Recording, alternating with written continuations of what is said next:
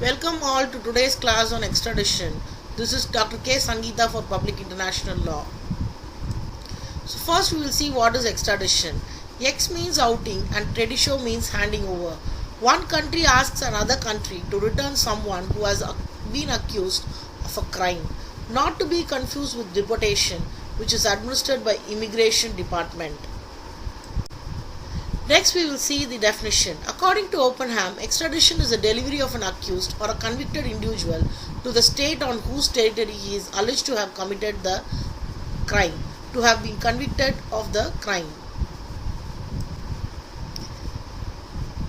The next definition is according to Stark. The term extradition denotes the process whereby one state surrenders to another state at its request a person accused or convicted of a criminal offense committed against the law of the requesting state, such requesting state being confined to try the alleged offender.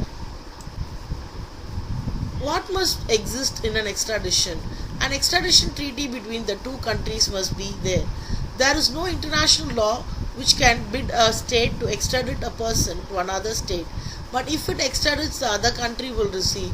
If there is no extradition treaty, the country is not bound to extradite the person. But if any country wants to extradite a person, no law can refine it. Example, Factor versus Laubenheimer case.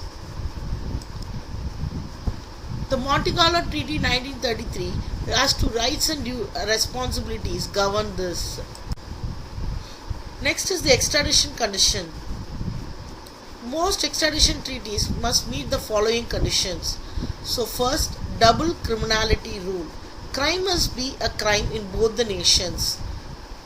Example, if you see, bigamy is an offense in India, but bigamy is not an offense in Pakistan. So such thing shall not apply here. So murder. Murder is a crime in India. Murder is a crime even in another nation. Likewise, it should be a crime accepted in both the nation. Reciprocity. If the country A extradits a person to country B will do the same for the country A in the future. So it is like mutual help or mutual give and take. Next is evidentiary requirement. Evidence of guilt must be provided. Next is rule of speciality.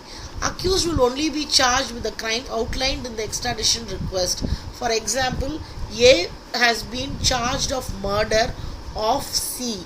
Then he must be tried for the A must be tried for the murder of C in the receiving nation as well. Precondition for extradition. Fugitives can be extradited for only three reasons: prosecution, impose a sentence, enforce a sentence that has already been imposed. Bars of extradition. Failure to fulfill dual criminality. Generally, the act for which extradition is sought must constitute a crime punishable by some minimum penalty in both the nation, the requesting and the requested parties. Next is political nature of alleged crime. Most countries refuse extradition suspecting of political crime.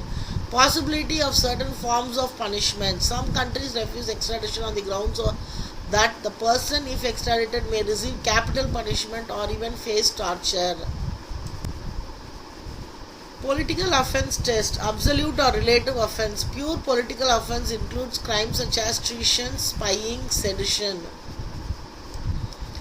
Political incidence test. The political incident test looks to whether the offence is part of the incident to the political struggle. Initially, it did not concern itself the motive of the offender. Thank you.